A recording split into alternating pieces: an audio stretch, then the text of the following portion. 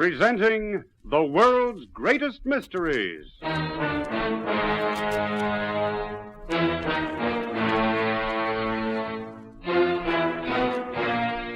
And now, your host. This is Basil Rathbone.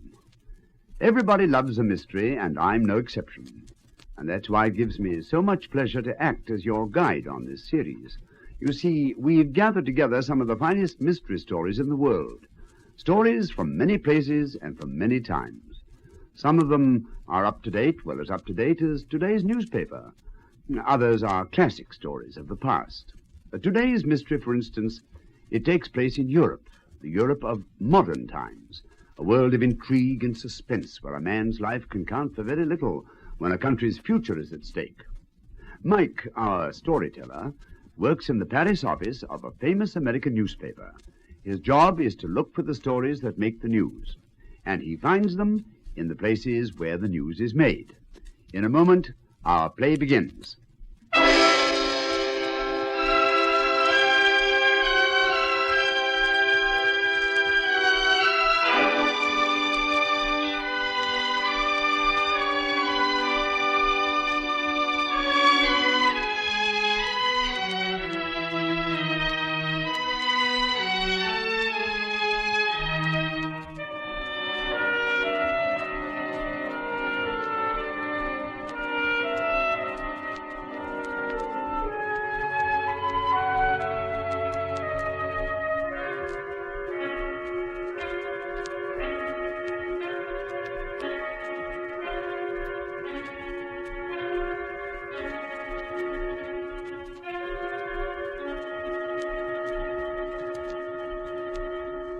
Presenting Europe Confidential.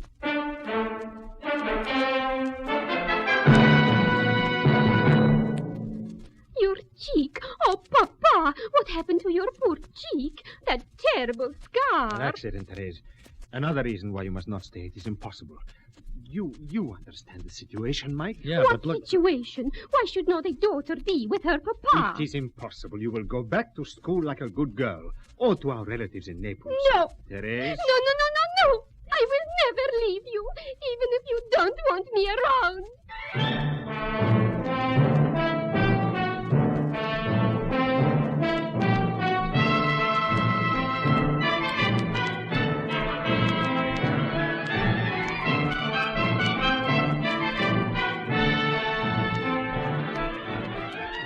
In a moment, we'll bring you Lionel Merton as Mike Connoy, the Paris correspondent of a famous American newspaper, in another exciting story in our series, Europe Confidential.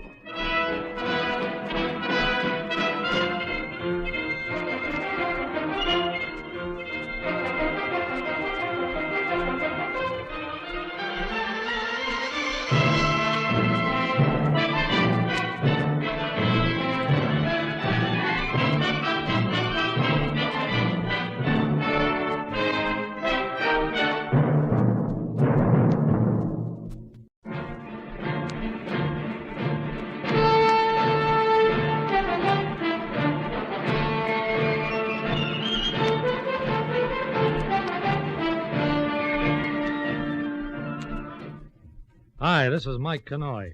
I'd come to Taormina in Sicily for a holiday. For once, I wasn't looking for a story, or at least I didn't think I was. Anyway, I'd no sooner entered my room at the San Domenico Hotel when a long-bladed Sicilian knife whistled past my ear and wickedly winked at me from the bedpost. Well, since I was naturally somewhat curious, I turned around. Quick. There in the doorway was a man I'd known some years previously when our paths had crossed during the Allied invasion of Italy. A man who'd helped me out of some pretty tight spots in the period before the Italian surrender. He was a slim man with pale brown hair, pale monkey eyes, and the face of a tragedian. Although several years had passed since I'd last seen him, I recognized him at once. Tony. Antonio Vegas. Of course, it is you, Tony. Mike, you old devil. What brings you to Taormina? Oh, the climate and a certain weariness. And you? Simple. The circus is playing here. A circus in Sicily? Mm-hmm. Isn't that bringing coals to Newcastle? Well, not everyone is laughing and happy in Sicily. And clowning is my peacetime business. I was born to make people laugh. Ah, yes, I remember. I also seem to remember that you were born a fairly accomplished crook, too. No, Mike. I have a certain talent for crime, perhaps sleight of hand, facility with a knife, but not the heart. No, I'm afraid I'm an honest man, Mike. Well, all the more reason to be my guest tonight, Tony. Share the pleasure of my first night in Termina. To the contrary, you shall be mine. Oh? I'll serve you Sicilian pasties for hot dogs and champagne for pink lemonade. I'll introduce you to every freak on the Midway and seat you in a box for the main show. How would you like that? I would like. Yes, Tony, I'll be happy to accept your invitation to the circus. Who could ask for a better host than a clown?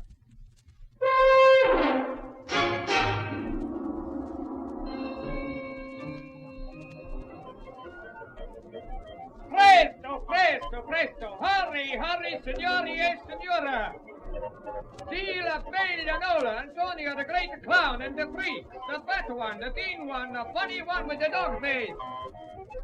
Well, Mike, how are you enjoying your Sicilian hot dog? Great, Tony. Buy me a big fat green balloon, will you? If you eat any more, you will be the big fat balloon, my friend, and perhaps green, too. It's good to see you again, Tony. Say, how long has it been? 10, 12 years? And 12 times round the world. Come, Mike. I want you to meet someone.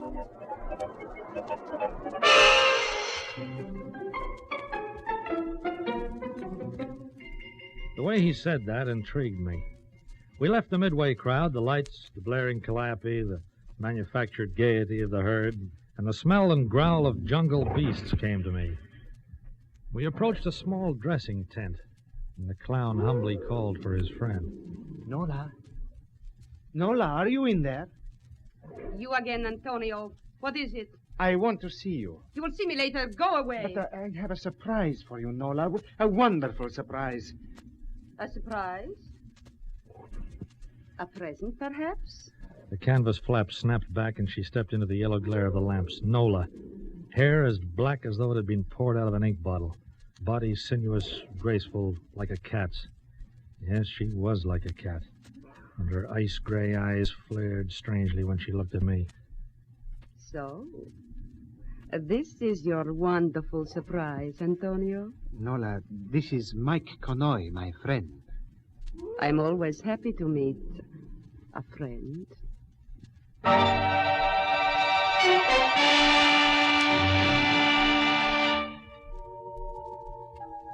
The way she said it, the way she was looking at me, made it seem like we were all alone, just Nola and me. I knew her kind of female only too well. I also knew that Tony was in for a bad time. Funny thing, you know, he knew it too. He told me about it a little while later, while he was putting on his clown makeup. So, you feel sorry for me, Mike? Well, I don't feel sorry for anybody, one way or the other. But if you fancy Nola for yourself, you're a chump. I know. Oh, and you like to be kicked in the teeth, huh? Look at me, my friend. What is there about me for a woman to love? But there is a great deal about Nola to love. Uh-huh. To admire, to desire, yes, but to love, You're forgetting something. I am. All clowns suffer. Paint a smile on their face to hide a broken heart. Oh, listen, Tony, don't be trite. Nola's like a fever in the blood, a disease. She's not good for me, perhaps, but the pain of loving her is better than the ecstasy of loving any other woman. But the show is about to begin. Help me with my wig, Mike. Yeah, there you are. Thank you. Now. Am I not the funny man? Yeah, very funny. See you later, my friend. Now Antonio must go to clown and dance like a puppet. Yeah, while Nola pulls the strings.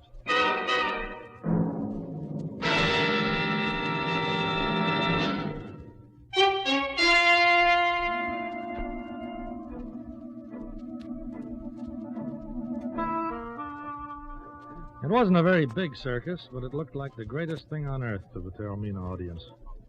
They laughed at Tony's antics till they cried.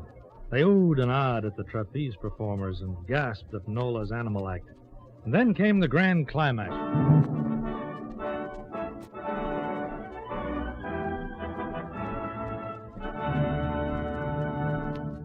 Signori e signora, you've seen the beautiful Nola come under the tigers, the pumas, the lions, the see the unbelievable. Antonio the Great Clown shall enter the cage of the Black Puma and make him dance. And so he did. Entering the main animal cage, Tony pantomimed his bravery to the crowd. He cracked his whip, he strutted. He proved, to himself at least, that he was afraid of absolutely nothing on four legs. Then a smaller cage was rolled in and opened onto the main cage. Another clown, in the costume of a black puma, sprang inside with Tony. At first, my friend was terrified. Then he saw the puma was as frightened as he was. They made friends. They waltzed around the cage together as the audience screamed with laughter. It was as simple as that. But Tony's clowning was touched with genius. And by conquering his fear in the shape of the puma, he put a happy ending to his story, and everyone went home smiling. Everyone but Tony. I saw him after the show, waiting for Nola as she ran from the main tent, still carrying her animal whip. Nola. Nola. Get out of my way. But Nola, I must talk to you. Take your hands off me. Let me go. Her whip, cruel and quick as a puma's claw, cut across his face. I could see a livid wheal rising under the clown white. But Tony took it silently, just looked after Nola with tragic eyes. Then he saw me. You will excuse me tonight, my friend. Tomorrow I'll come to the hotel. Tomorrow.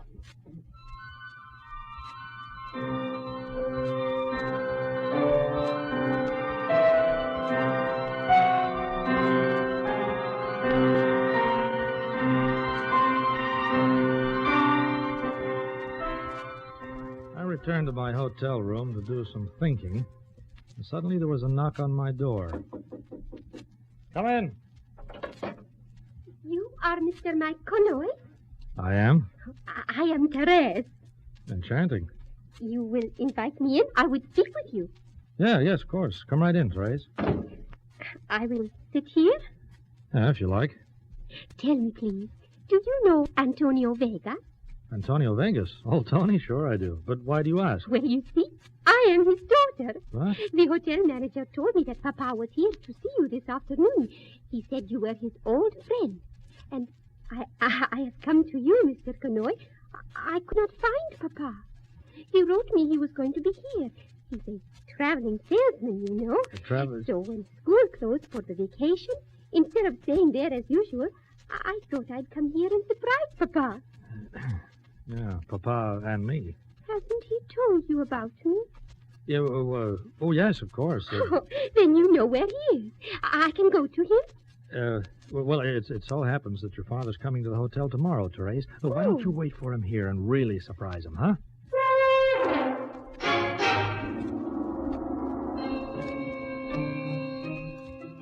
Therese didn't know her father's real profession any more than I'd known Tony had a daughter. Well, I breakfasted with the young lady on the terrace, and while we were making very pleasant small talk... Mike, is that you? Huh? Oh, pardon me, you are busy. Papa! Oh, Papa! Well, go on, kiss her, Tony. I'm sure I would if I had such a daughter. Oh, it's so wonderful to see you, Papa, to be with you again. Kitten, you should have stayed at school. You're not glad to see me? Well, of course, my darling, but you see, my work, I have so little time. That's why I always visited you instead of you coming to see me. Oh, it's only one little minute a day. It's worth it, Papa, just to be near you. Oh, have a heart, Tony. She'll have me in tears soon. Your cheek. Oh, Papa, what happened to your poor cheek? That terrible scar. An accident, Therese, is another reason why you must not stay. It's impossible.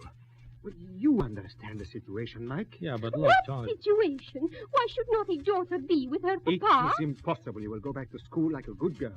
Or to our relatives in Naples. No. Therese. No.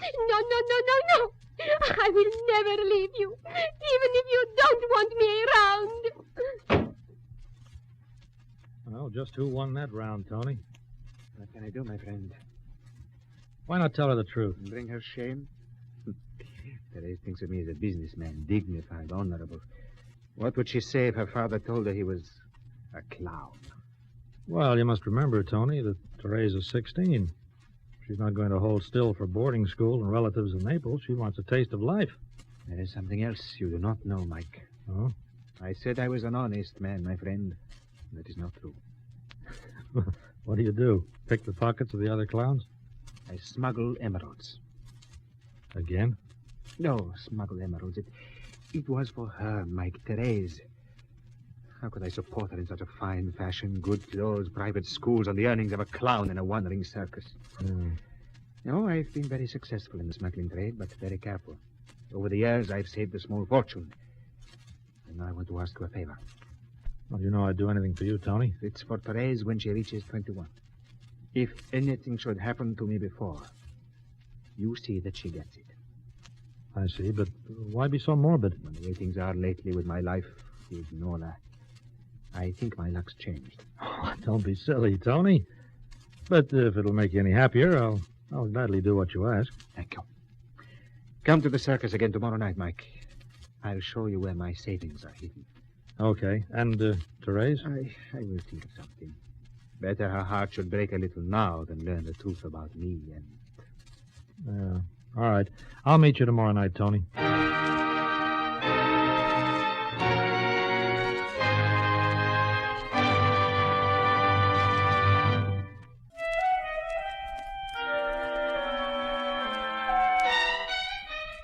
I didn't exactly like the way things were going, and I spent all day and evening trying to think of a way out for Tony, without reaching any brilliant conclusions, I might say. So I finally decided to let tomorrow take care of itself. That night I was soundly asleep when...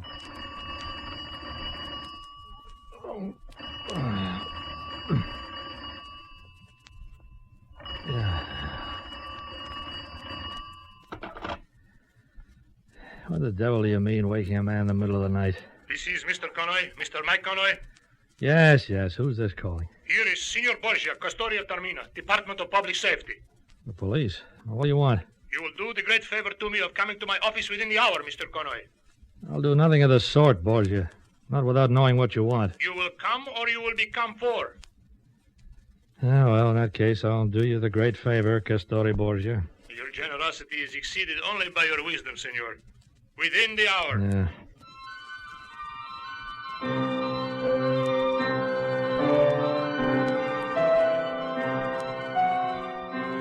Experience has taught me never to argue with a policeman. So I visited the Questore. I found him a small, alert man, all spit and polish, and he eyed me like a hungry robin views a fat worm. Sit down, Senor Connoy. Now, you are a friend of Antonio Vegas, huh? Well, yeah, but Tony must have many friends. Too many, of the wrong kind. Now, just what do you know about him? Well, I know that Tony's a good clown. And a smart one. His buffoon makeup hides more than the proverbial broken heart, no? Does it? Vegas has a smuggling ring. Emeralds. Are you trying to tell me you know nothing about the traffic? My dear Borgia, I'm here in Sicily on holiday. I know nothing about it whatsoever. But you are an old friend of this Vegas. For many years you do not meet. Then suddenly you arrive here where Antonio happens to be. Well, you're imagining things, Questore. As you've just said, I haven't seen or heard of Antonio for years. Very well, then. If what you say is true, I have no reason to hold you. But we are almost ready to arrest Vegas. So you will be watched.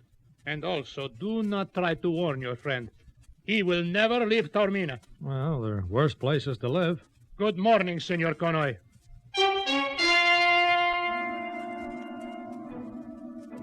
In spite of the Questore's warning, I went to Tony's dressing room that night as arranged, and he showed me his fortune, all tucked away under a false bottom of his costume trunk.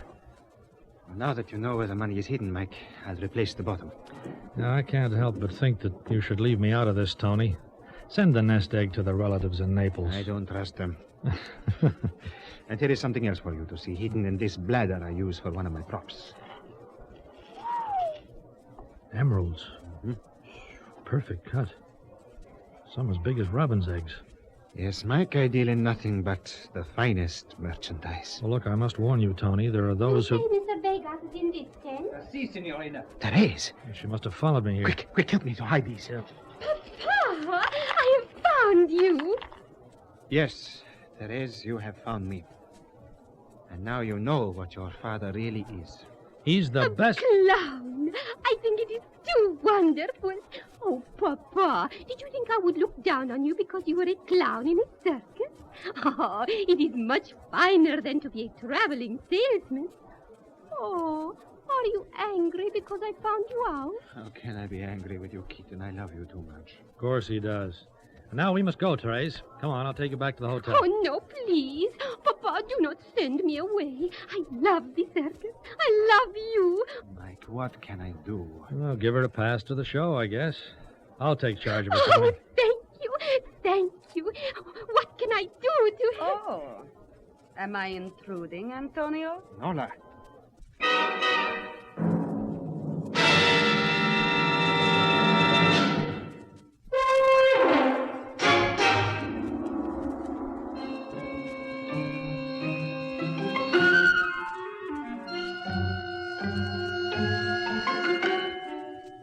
There were no introductions as Nola came into the tent. I took Therese out of there as soon as possible, but before we left, I caught Nola's eyes on the emeralds. They narrowed like a cat's. That lady knew her way around gems as well as any man. All in all, the climate of Taormina had suddenly become very unhealthy, and I'd have left the place that night if Borgia's bloodhounds hadn't been guarding every point of exit. But Tony found a way out of town.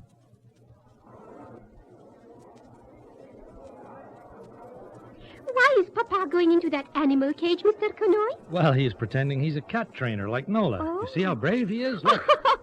How funny he is. How wonderful is my Papa.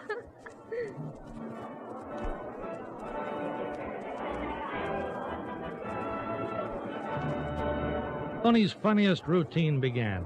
He was giving the greatest performance of his life because his daughter was in the audience. The puma cage was wheeled up to the main cage, and the door opened. Out came the puma. But no costumed clown, this one. A very large, very live, and very vicious cat sprang into Tony's cage and stood there a moment, lashing its tail and blinking in the lights. In that moment, before it sprang at my old friend, I saw Nola's face watching from the tent entrance, her eyes wide, her lips drawn back in an animal's snarl, her hands stretched out before her like claws as though she were about ready to attack. No!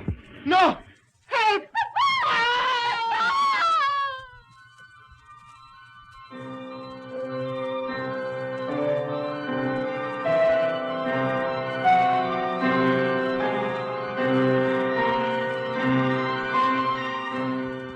It was all over very quickly, and for once in my life I was glad to see the police. The puma was shot and killed, Nola was apprehended, and what was left of Antonio Vegas was taken to the hospital tent. As I said, he'd found a way out of Taormina. The hard way. Don't cry, kitten. It was accident. No, it was no accident. Like the scar on your cheek. She did it. She did I it. did nothing. It was an accident. The cages were switched. Yeah, but I knew better. The police chief, Questori Borgia, had arrived, so I turned to him. I can prove differently, Questori. You, Senor Conoy? He lies. Antonio Vegas is my friend, madame. If you can understand the word. Why should I lie? I saw you switch the cages deliberately. No, I did not. And I did know not. why, too. Mike. It was because of jealousy. Jealous? Jealous of that clown? Stop it. Stop it. You shall not laugh at my Papa. Your papa? Thank you, Mike. Remember your promise. Well, there goes a noble guy. Lola didn't know about the relationship, Borgia. She merely knew that her suitor was interested in this beautiful young girl. He lies. He lies. I killed him because he... You will be pleased to come with me, madame.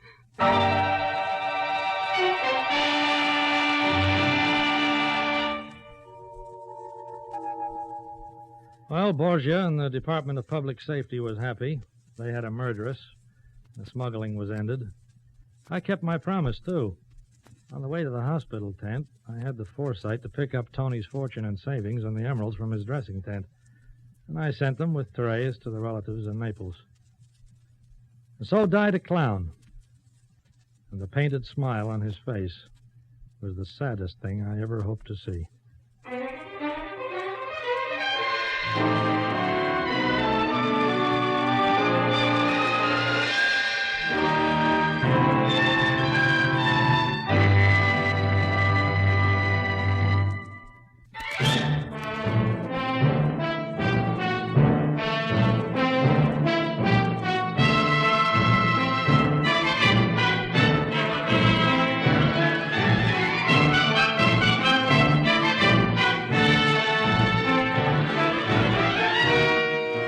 have been listening to Lionel Merton as Mike Connoy in another exciting episode in the series, Europe Confidential.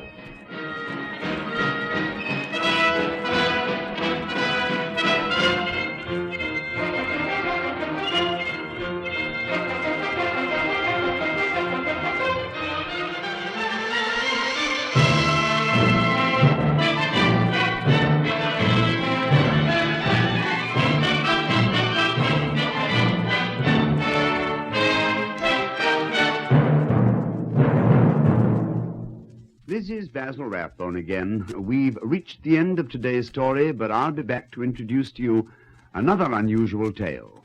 Remember, for this series, we've searched the whole world to bring you stories of every kind. Tales of espionage, suspense, crime, and intrigue by famous writers from every part of the globe. In fact, a selection of the finest stories that have ever been assembled in one series. Well, goodbye now till we meet again to listen to another of the world's greatest mysteries.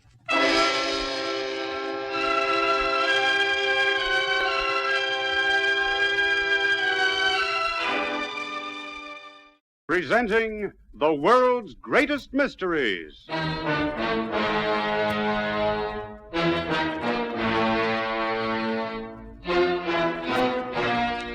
And now, your host.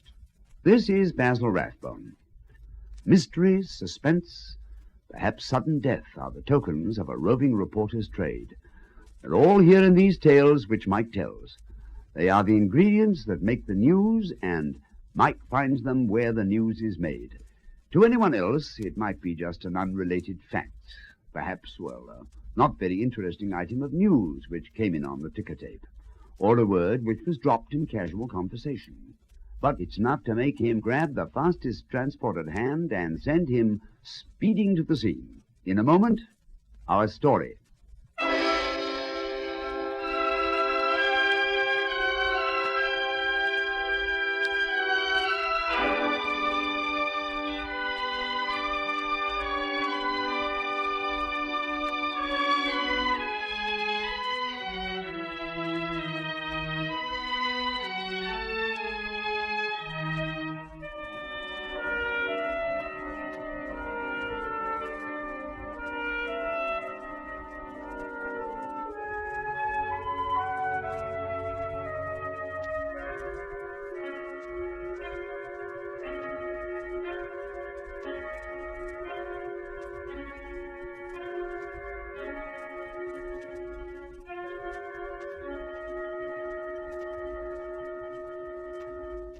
Presenting Europe Confidential.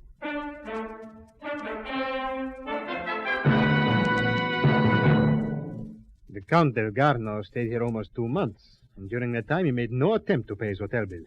I asked him to settle several times. Always I was put off with promises.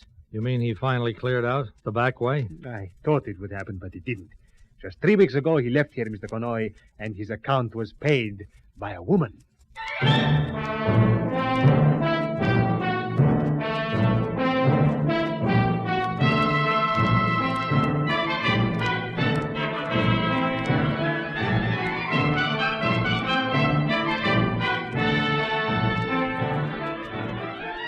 In a moment, we'll bring you Lionel Merton as Mike Connoy, the Paris correspondent of a famous American newspaper, in another exciting story in our series, Europe Confidential.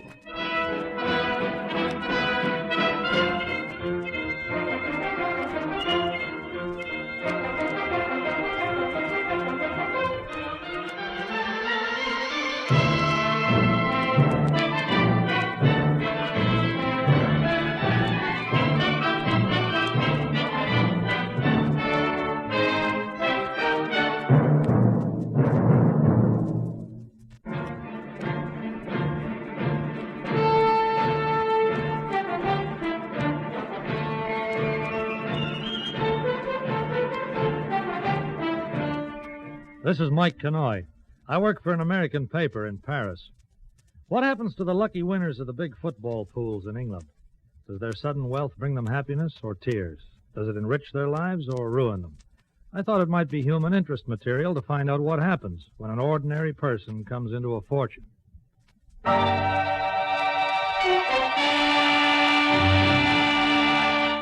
About the time I was gathering my first stories on winners of spectacular football pools, an incident took place at an airport outside Paris, where two people, an Englishman and his wife, were waiting the arrival of a plane. Attention, attention. L'avion prévu pour midi, venant de Cairo et de Rome, va s'engager dans un instant à l'autre sur la piste d'atterrissage numéro 5. Attention, attention. What was all of that, Philip? The plane from Rome is due on runway 5. Come on, we'll get near the barrier. You can see Aunt Emily when she comes off. As the two people moved toward the barrier, the plane came in low from the west, landed, taxied to a point of disembarkation. The doors were opened, the steps wheeled into position, and one by one the passengers left the aircraft. She must be the last to get off the plane, Philip. Savoring every minute of the big adventure. I suppose you'll be surprised to see us. Yes. But we're not letting her go traipsing around Paris the way she's been doing in Rome. And be careful how you broach the subject. She's rather touchy since she became so independent. I think I know how to handle her. After all, we're offering her a good home with us in London. Yes, and we have gone to considerable trouble and expense to meet her so far from home. Philip, where is she? That's strange. The hostess is getting off, and all the other passengers seem to have disembarked. Look, they're shutting the plane doors. We'd better try and talk to the hostess if she's English. Come on, Joyce. Excuse me, hostess. Yes, sir? My name is Davidson. This is my wife. We were expected to meet my aunt, Miss Emily Davidson, on this plane. Miss Davidson? And she sent us a cable to say this was the plane she intended taking, hostess. And she was going to stop off in Paris for a few days, so we came all this way to meet her. I'm afraid Miss Davidson canceled her booking at the last minute. Cancelled it? Do you know why? No, sir. She was actually aboard the plane when a message came for her. Apparently she changed her mind about leaving Rome. Changed her mind? But what message? Who sent it? I'm unable to tell you any more than I have, Mrs. Davidson. The message came from the booking desk at the airport. When we were due for takeoff, I went to the clerk there and asked about the passenger. I was told that she'd ordered her luggage removed from the plane and had cancelled her seat. This is really very strange. Thank you, hostess. Sorry to have troubled you. Perfectly all right, sir. Yes, madam. Can I help you? Philip, what are we going to do? Well, what can we do? Well, let's send a cable to her hotel in Rome. Tell her we're waiting in Paris and make her realize the trouble she's put us to. No, that's not the way. Well, what do you suggest? I think we'd better go home. Home to London after all this? We can't stay on in Paris meeting every plane. Anyway, it wasn't such a bright idea. Well, it was your idea. I know, but I was wrong. Far better if we wait for Aunt Emily to turn up in London, and when she does, then we'll welcome her as if nothing had happened. Is she going to turn up? Well, of course. We'll wait a couple of weeks at least. And if we haven't heard from her by then? We'll wait and see. Come on. Let's see about getting a plane back home.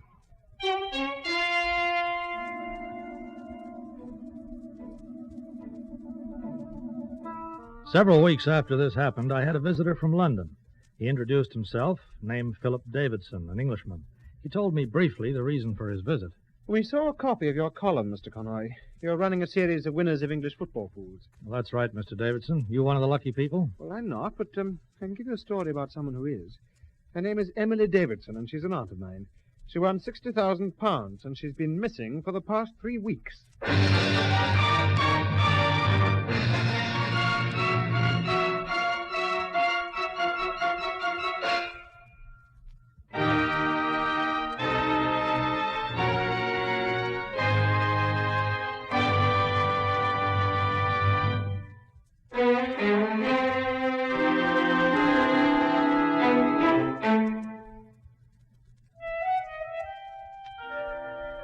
Emily Davidson was 42 years of age, a spinster who had lived a quiet and uneventful life.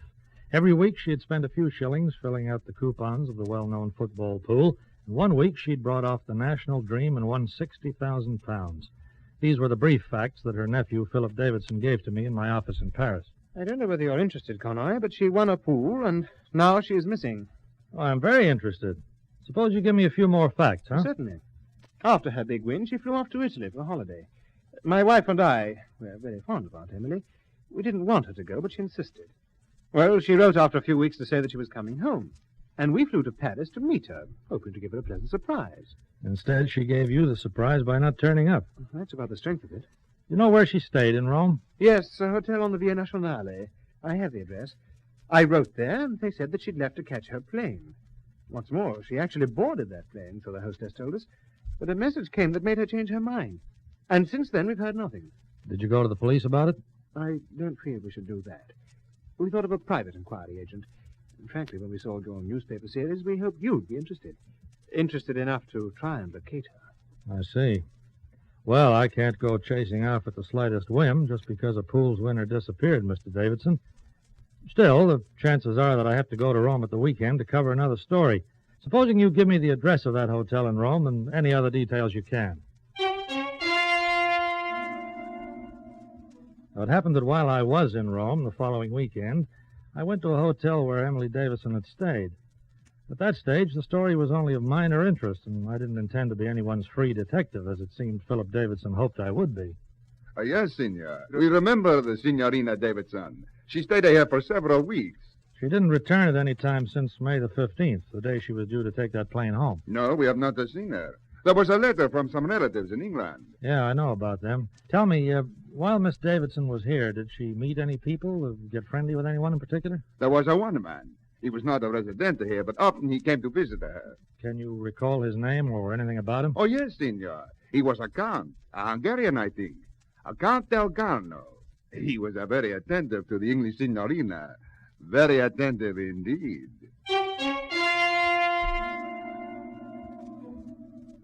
A count, genuine or otherwise, added reader interest.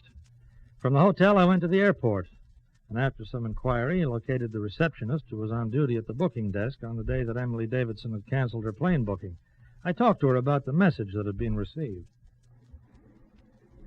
Message? Yes, I remember the day, Signor Conroy.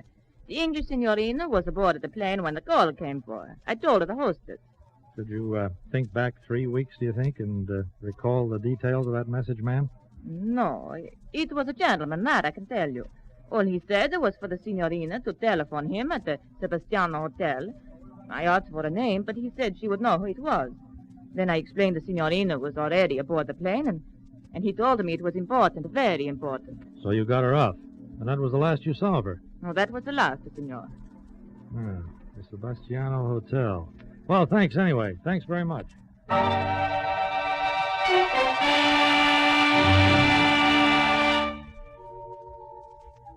No, Mr. Conroy. I'm afraid there's no record of a Miss Davidson ever staying at our hotel. Certainly not in the past few weeks. Let's see. You got any record of a guy called Delgarno, Count Delgarno? Delgarno? You know him? Certainly. Are you a friend of the Count? No, I don't even know him. But I have reason to think that he's mixed up in the disappearance of Emily Davidson. Oh, then perhaps I can speak freely. The Count did stay here. He was not a previous resident, but he came to us with high credentials. Credentials? Oh, sometimes we have to ask for previous recommendations, you understand. There are so many today who do not pay their hotel bills. People like Delgarno who masquerade their way into the best places. Just a minute. Did you say people like Delgarno? The Count Delgarno stayed here almost 2 months. And during that time, he made no attempt to pay his hotel bill. Oh? I asked him to settle several times. Always I was put off with promises. You mean that he finally cleared out, the back way? I thought it would happen, but it didn't. Just 3 weeks ago, he left here, Mr. Conroy, and his account was paid by a woman. A woman? Can you describe her? I saw her, but I did not meet her. She was in her 40s, I would say. Attractive, without being young. Dressed quietly. It was the manner of her dress which makes me feel she was an Englishwoman.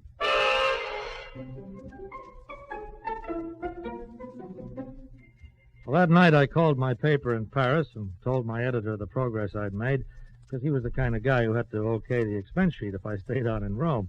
I learned that a cable had come from Philip Davidson in London with the news that he'd received a letter from his aunt with no address but postmarked Naples. In the letter, Emily Davidson said that she had married a man named Count Delgarno. The chief told me to take a train to Naples and continue the search.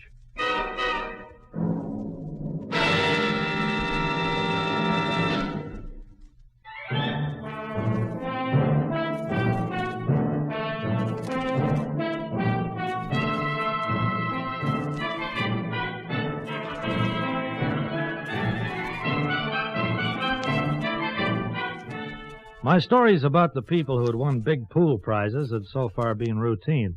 But here at last we seemed to have a tale with an offbeat flavor, if not something more sensational. Naples is a big town. Checking the hotels there is a man-sized job, but I kept at it, knowing that if they were in this city, they'd have to be living somewhere, and, well, eventually that was how I found their trail again. Un momento. Ah, buongiorno, signore. Bella giornata. Desidera una stanza? Yeah, say, wait a minute. Do you know any English? English, no. Americano. Yeah. Oh, swell. No, swell. That means good. A swell day, you think? Yeah, great. Look, I wanted to ask you... You are Americano. Yeah, that's right, Bub. My cousin Mario. He goes to America to live. New York he lives. You live in New York? When I'm home. Then maybe you know my cousin. Sure you know him. Everybody knows everybody in America. Well, it's a pretty big place. We could have missed each other. Oh, but you couldn't have missed my cousin. He's a very fat.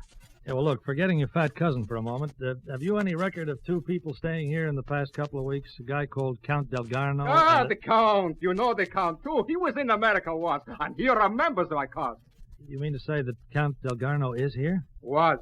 Signor Americano, the Count and the Countess.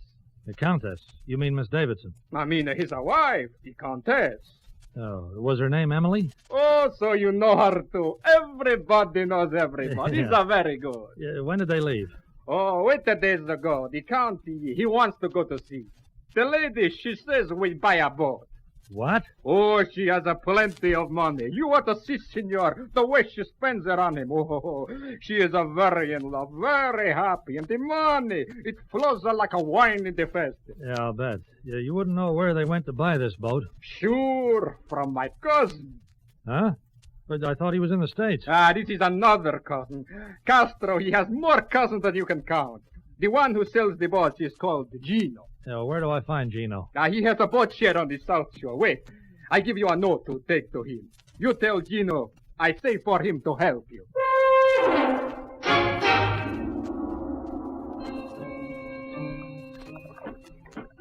So, you talk to my cousin Castro, senor. Oh, I bet you talk. I bet he does most of the talking, huh? Yeah, I bet you're right there, Gino. Look, what about the Count Delgarno and his English wife? Did they buy a boat from you? They bought the boat. Yeah, what kind? A cabin cruiser. The best I had. The lady, she wanted the best. I see. Well, maybe you can give me the name of this vessel and its general description, huh? I named it La Bella More. Oh, it is a white cabin cruiser, senor. I can give you all the details if you'll come up to the boat shed, huh?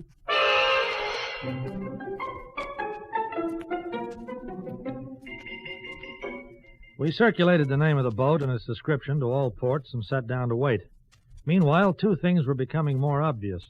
One, that the lady was leaving a trail of happy salesmen in her wake, and two, that her nephew and his wife were becoming increasingly unhappy as the days passed. The night after I returned to Paris to await developments, there was a call from Philip Davidson from London. I appreciate that you're doing all you can, Mr. Conroy, but I think if she's not found soon, there's going to be trouble. What do you mean, Mr. Davidson? I learned from the bank today. She's withdrawn her entire account, over 50,000 pounds sterling. She's carrying that amount with her in cash.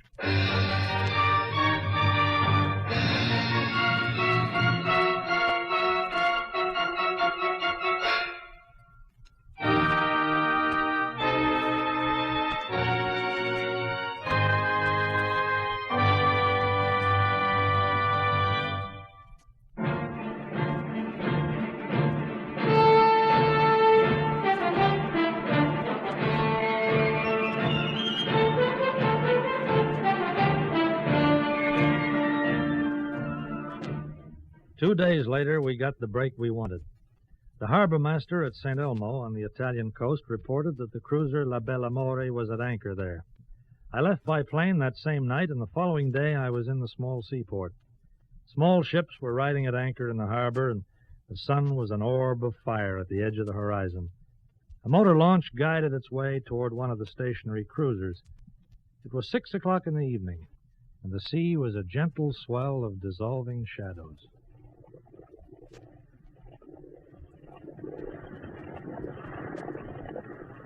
La Bella More! Ahoy there! Ahoy! In the exchange of greetings that followed, I asked permission to tie up and come aboard. And this was readily granted by the woman who leaned on the deck rail watching my approach.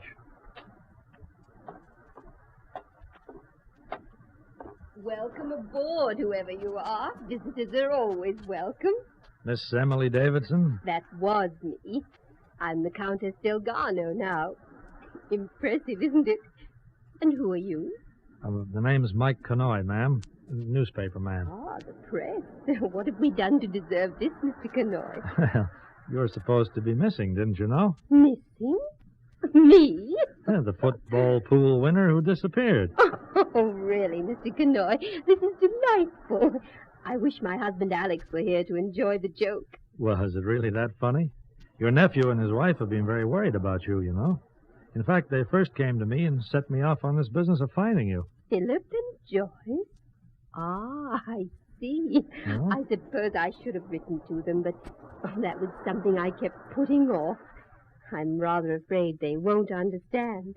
You mean about Count Delgarno? About your meeting in Rome and getting off the plane at the last minute? I see you've been catching up on my activities, Mr. Conoy. Oh, we know most of the story.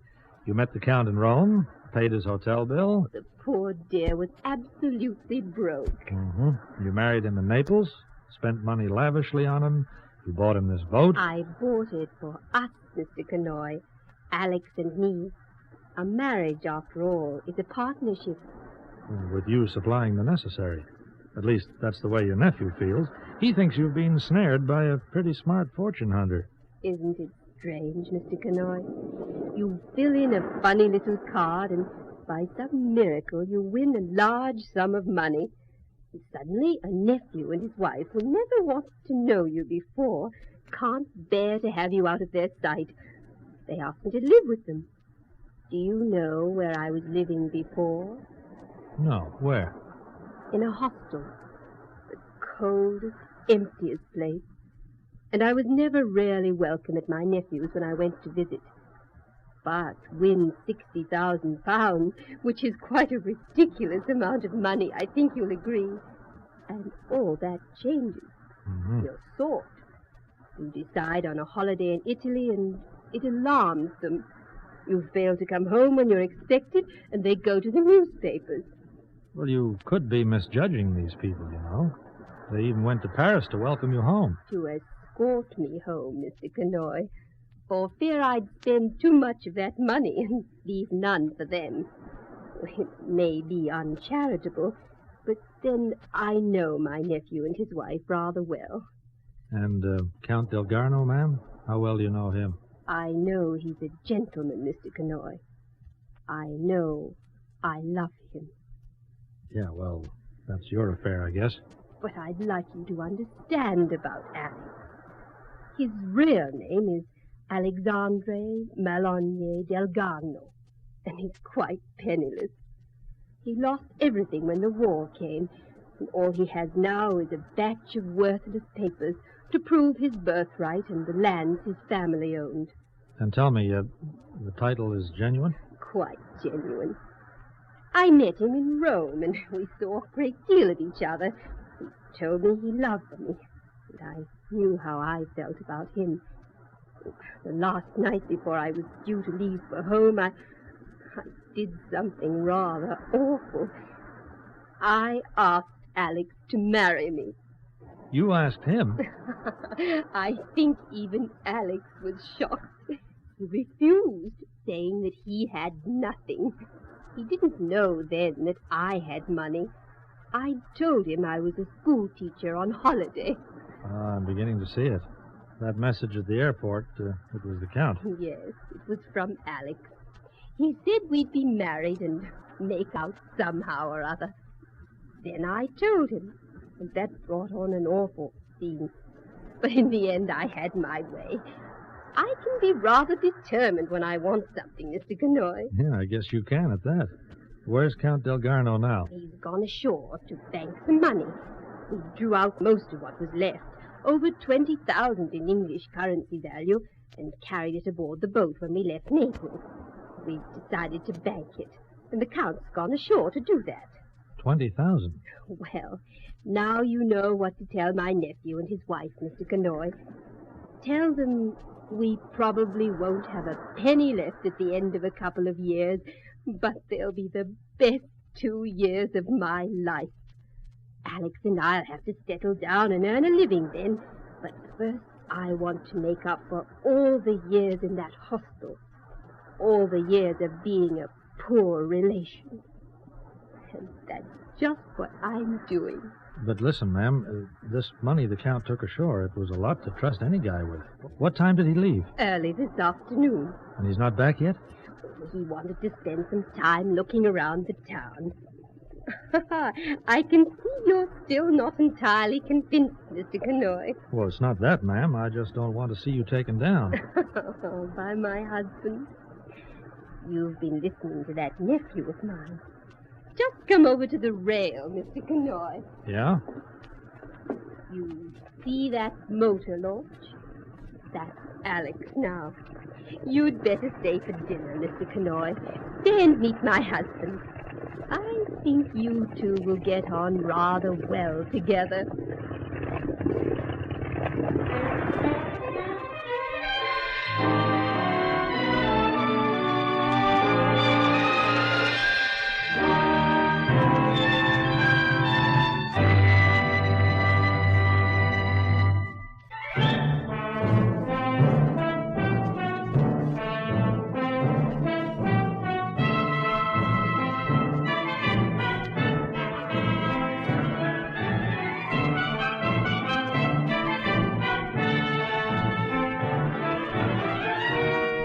You have been listening to Lionel Merton as Mike Kanoy in another exciting episode in the series, Europe Confidential.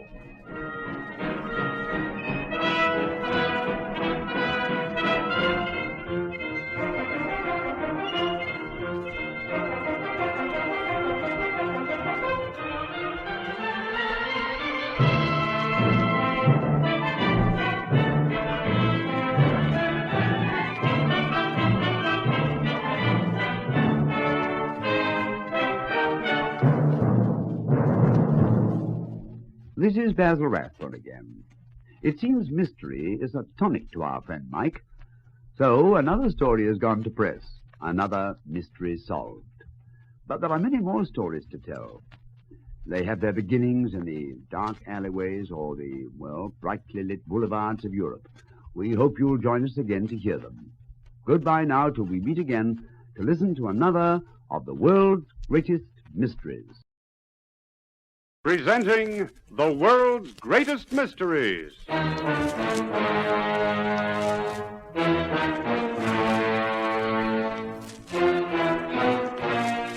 And now, your host. This is Basil Rathbone. Once again, I bring you mystery. What's your pleasure for today? Gaslight or neon? Well, let's take our mystery in the modern manner. A tale as up-to-date as today's newspaper. Our storyteller works for the Paris edition of a famous American newspaper, and his job is to investigate the stories behind the headlines. Sometimes from small beginnings, a paragraph tucked away on page 6, shall we say, Mike finds the lead to big and exciting news.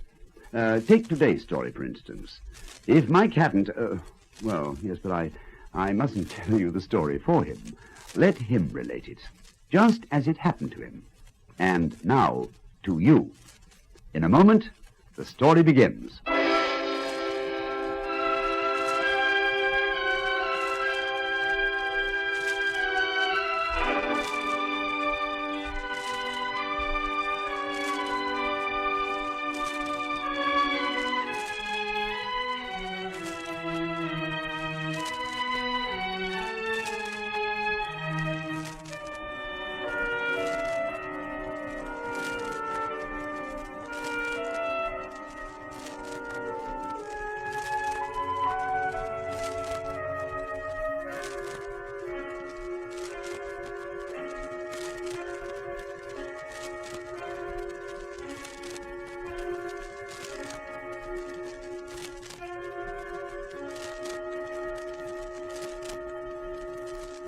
Presenting Europe Confidential.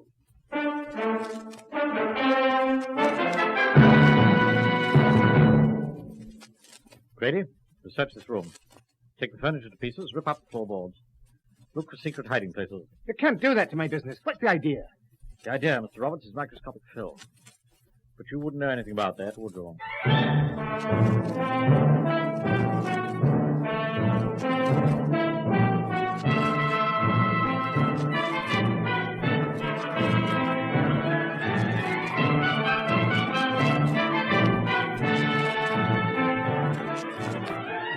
In a moment, we'll bring you Lionel Merton as Mike Connoy, the Paris correspondent of a famous American newspaper, in another exciting story in our series, Europe Confidential.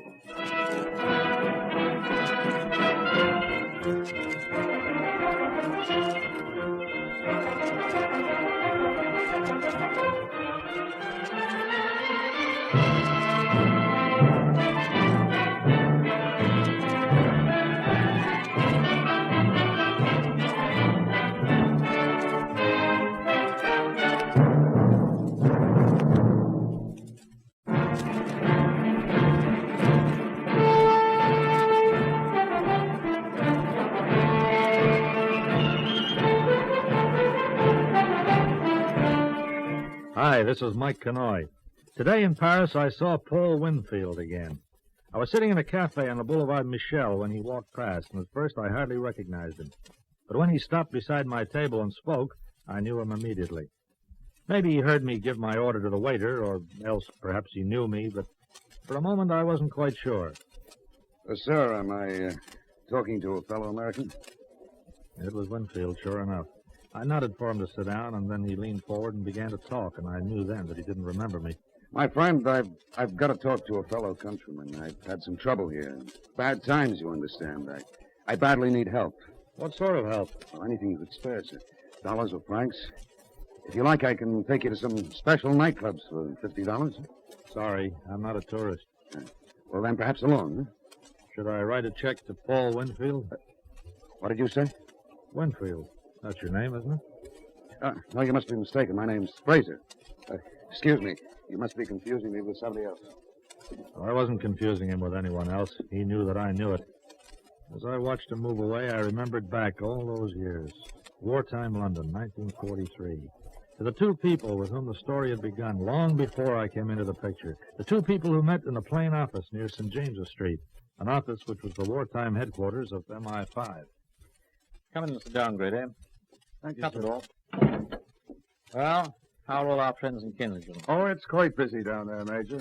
That photographic studio is really in business. Bennett, Rogers, and Miss Palmer all had a picture taken yesterday. They made independent appointments in the usual way. Find out anything? Well, they made their appointments dovetail. So while Miss Palmer was in the studio, Bennett had a chance to look around, and while Bennett was in there, Rogers did the same. Yes. Well, now, they couldn't further their own too much, sir. There was a receptionist.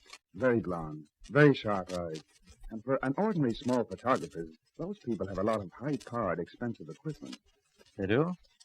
Anything else? A locked room, fitted with a special combination safe lock. Oh, that seems out of place there. Well, sir, it's up to you now. I don't think they're important, Grady. But just the same, we might as well have them in. A small fry leads to bigger fish sometimes, and that locked door. Exactly. We'll raid them tonight at 1800 hours. You're coming along, sir? Yes, Grady, I'm coming along. I'm as interested in that locked door as you are. The place to be raided was a small commercial photographer situated in South Kensington. For some weeks, intelligence officers had had them under surveillance, and that night they moved in. A highly indignant manager protested in vain as men from military intelligence and Scotland Yard's special branch searched the premises.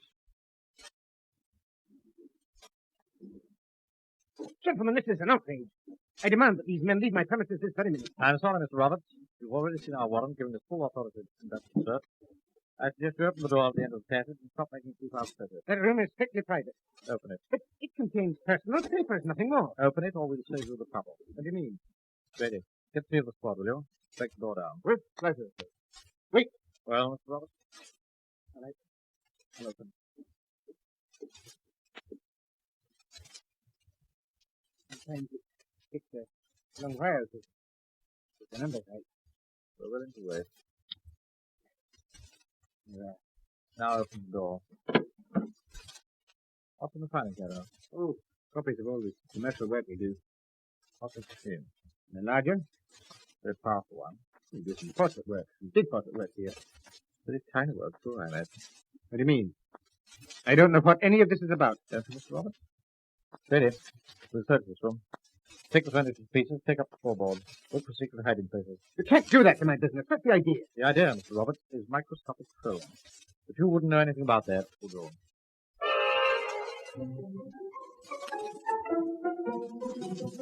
The search was very thorough and lasted for several hours. At the end of that time... Here we are, sir. That's ready. One of the men on service duty. Wow. Let me have those. Grab him, Grady. Oh, no, yes, brother. These aren't going to be destroyed until we've taken a good look at them. 4 tiny microscopic rows. I think we found what we were looking for.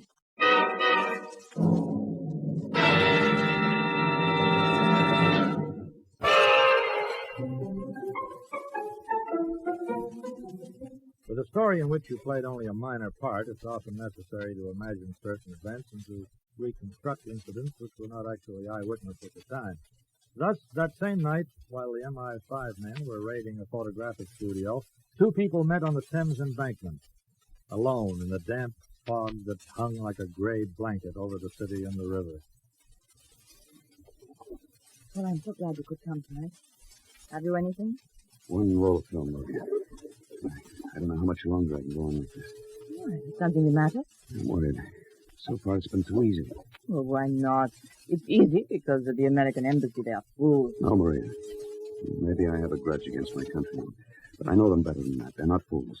And you are not a coward, darling. Well, I wish I could feel sure of that. It's been so easy. But it can't go on forever. Well, we are working for our beliefs. If we only help make one tiny advance in the German conquest of the world, we will have done our share. Yeah, they told me that in Berlin. But it seemed easier there, easier to believe. You still love me, don't you? Oh, of course. Sometimes I sense a change in you. Probably being stupid. You are, my dear. Our love is a luxury, and in these times we have to deny it. But when Adolf Hitler invades England... Will he invade soon? Before the end of the summer. And, Paul, things will be different. I shall be there to meet the Führer when he lands at Dover, and afterwards there'll be you and I again. Sounds too good to be true. No one thinks he can still invade. Oh, they underestimate him. If we do our share, we'll make it possible. And that is why you mustn't give up now. All right, a few more months. Couldn't get away with it for that long. There's some new coded messages from Washington today. I'll try and get them tomorrow. We'll meet the night after. At the same time and safe.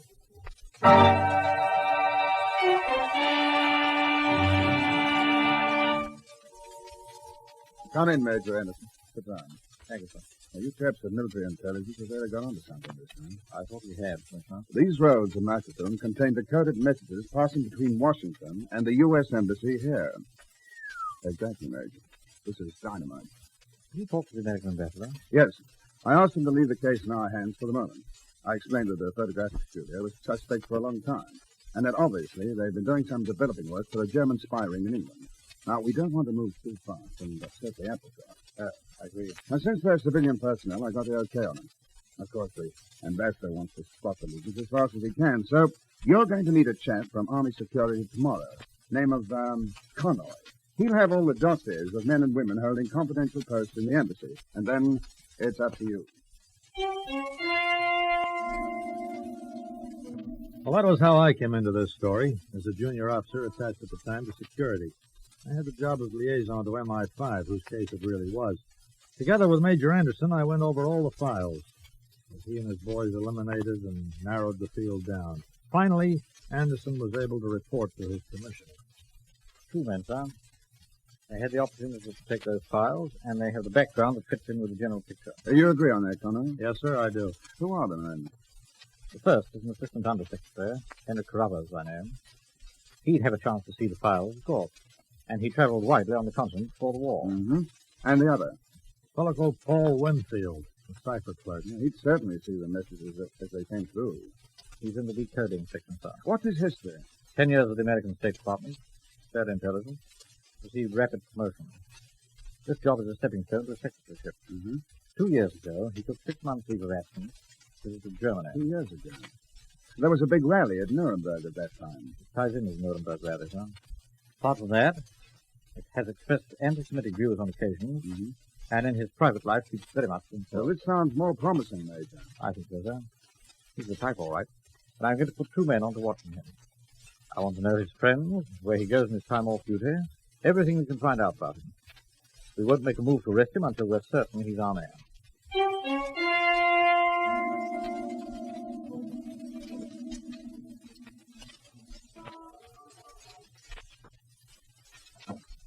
Yes? Oh, sure, Maria. Come in. Mr. Bradley, I've got to talk to you. Wait. I was going to send for you. I just heard the news.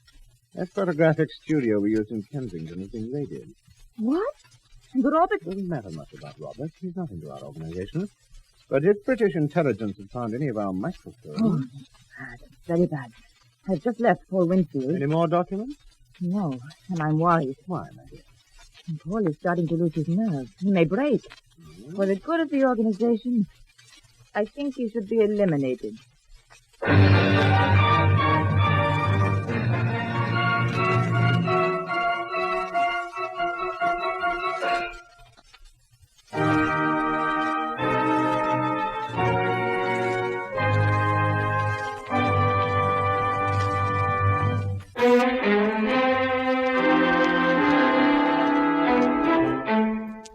I was in Major Anderson's office when the call came from his agent, Grady.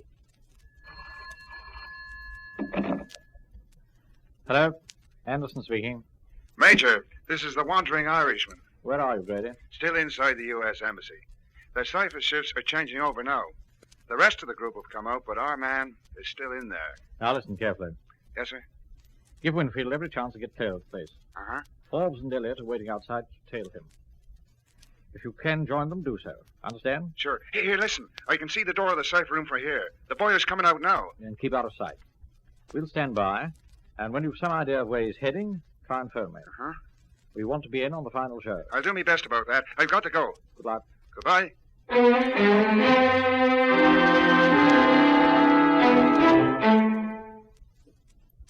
Is that you, Maria?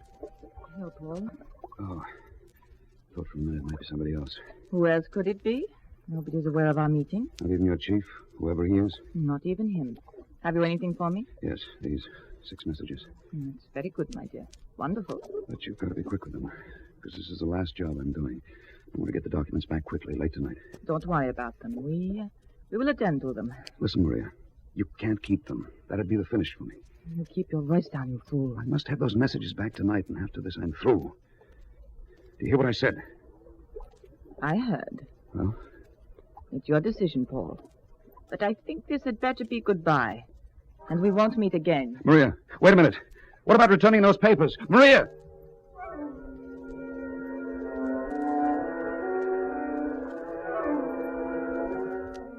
Grady, did you get through to Major Anderson? He's on his way over, Conroy. Oh, good. Hey, wait a minute. What's happened down there? The woman's leaving. And Winfield's running after it. Hey, look. There's 2 men going for him. Yeah. They come out of those streets. Come on. Bennett, you get Winfield. We'll take care of these fellas. Yeah, we certainly will. Get him, Kitty! And run for it! You won't be running anywhere, chum. Not after we're through. Let go! Let go! Are you ready to go quietly? All right, I have to keep convincing you. Oh, that takes care of him. Is your chat quiet, Conroy? Yeah, sure is. You got the tough one. Looks to me as if the woman got away. Never mind her for the moment. You search these 2. Right. Look, I'll give Bennett a hand with Winfield. It looks as if he's making a fight of it.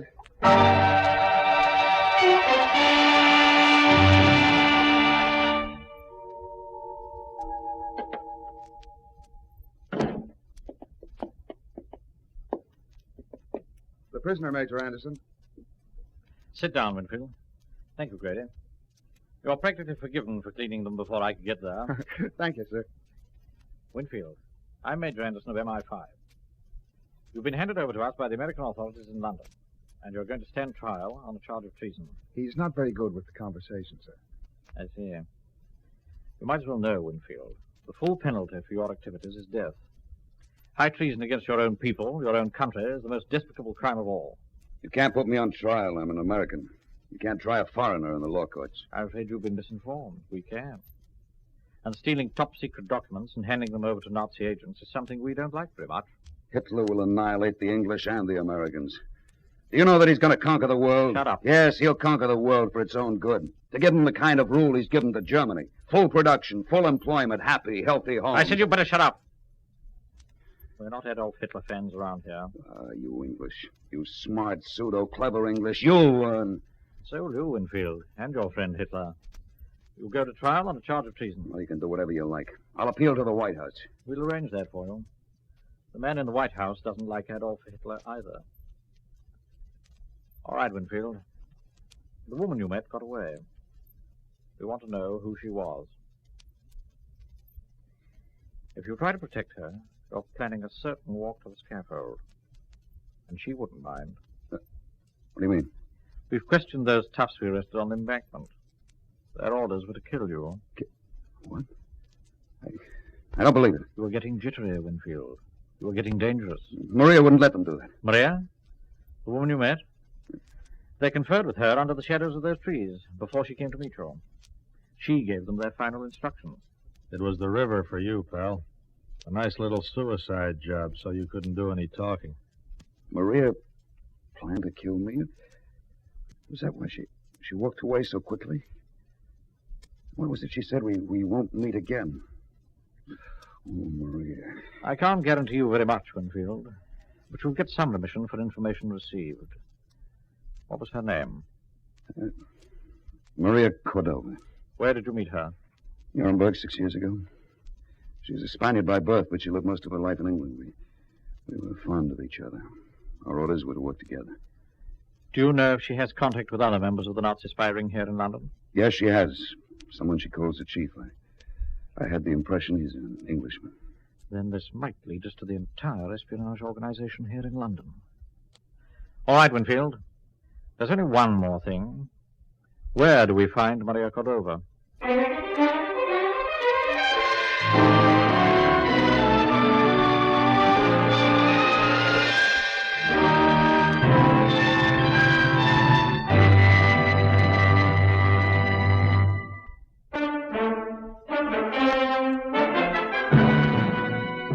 Winfield realized the truth, that the Nazi spy ring had listed him as expendable and had made plans to eliminate him. He began to talk. He talked long and steadily. At the end of that time, MI5 knew everything about the activities of the woman called Maria Cordova and where to find her. But they didn't make any move to pick her up. That'd be a waste of a good opportunity, Conway. From tonight onwards, I'm assigning our very best men to trail her. Keep her under observation night and day. You're after the big fish, huh? Yes, the one Winfield told us about. The one Maria Cordova called the chief. Tell me, how did Paul Winfield get into a thing like this? Oh, he had German parentage way back, on his mother's side. I see.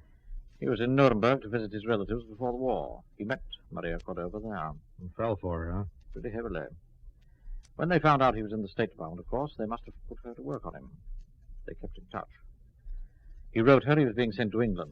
That was before American entry into the war. And one day, Maria just turned up. Pretty soon, he was deep in the net. And he stole decoded documents, took them to Maria, who had them photographed by the studio in Kensington, and then returned them the same night. That's how it was done, huh? That's about it. Nobody suspected him. He had a clean record. What happens to him now? He'll be held until we're ready to grab the others. Then the lot of them will be tried for treason. 6 days later, the unsuspecting Maria Cordova led British agents to an apartment in the West End. They forced their way in and placed Maria and the occupant under arrest. You will come along with us to answer some questions. This is an outrage. My name is Bradley, John Cornish Bradley.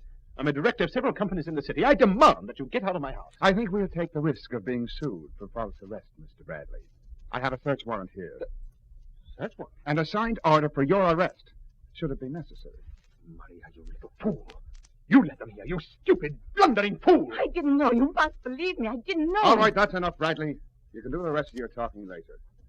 Bring them down to the car.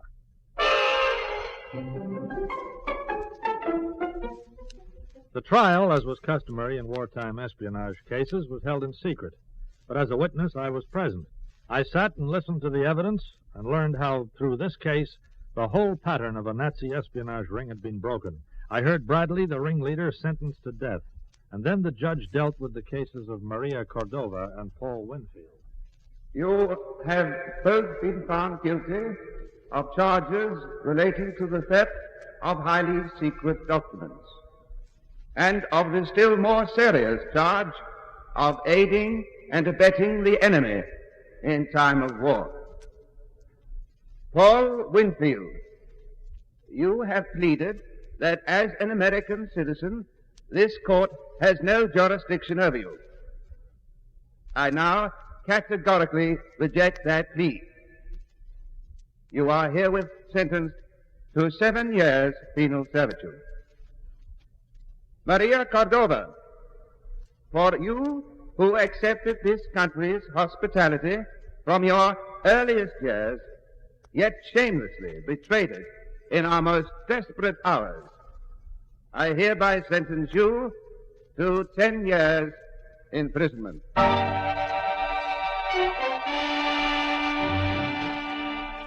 And there's the story. That's where it ended, in the bleak courtroom of the Old Bailey as they led them away.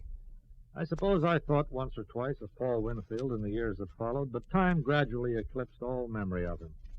The war ended.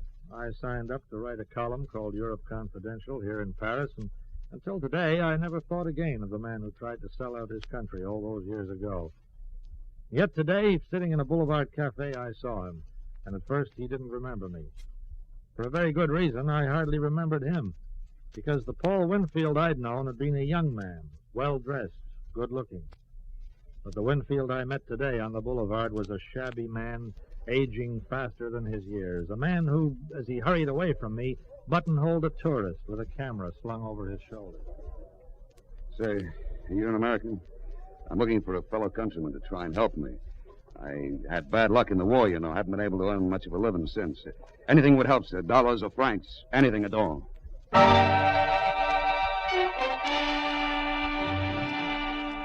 The man with the camera elbowed his way past with a look of disdain, and Winfield went shuffling along, looking for another prospect. Me, I finished my lunch and came back to the office to write this story. The story of a man who backed a loser named Adolf Hitler.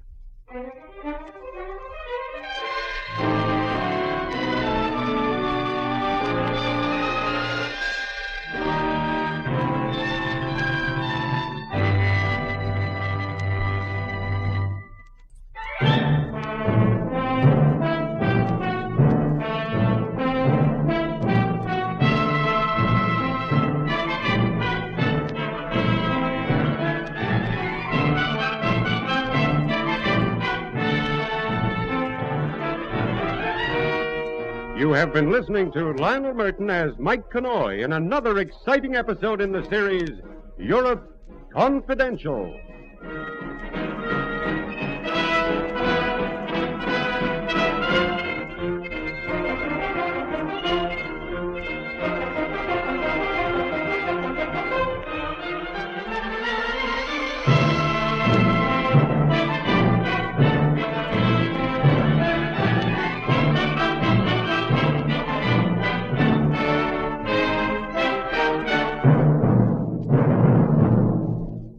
Presenting the world's greatest mysteries.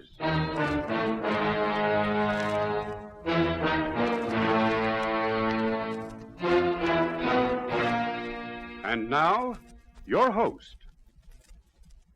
This is Basil Rathbone. Everybody loves a mystery, and I'm no exception. And that's why it gives me so much pleasure to act as your guide on this series. You see, we've gathered together some of the finest mystery stories in the world. Stories from many places and from many times. Some of them are up to date, well, as up to date as today's newspaper. Others are classic stories of the past. Today's mystery, for instance, it takes place in Europe, the Europe of modern times, a world of intrigue and suspense where a man's life can count for very little when a country's future is at stake. Mike, our storyteller, works in the Paris office of a famous American newspaper. His job is to look for the stories that make the news, and he finds them in the places where the news is made. In a moment, our play begins.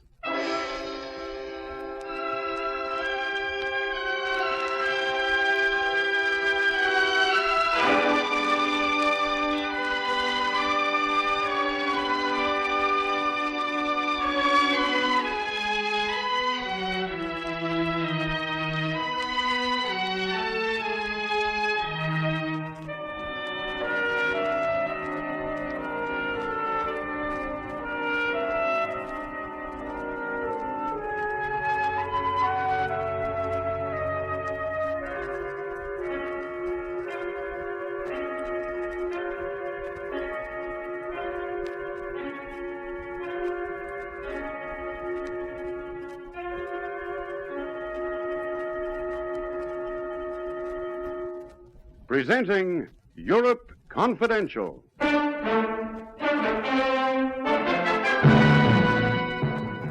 These crates are heavy, Paul. Don't complain of their weight, old chum. Remember, the heavier they are, the richer we'll be.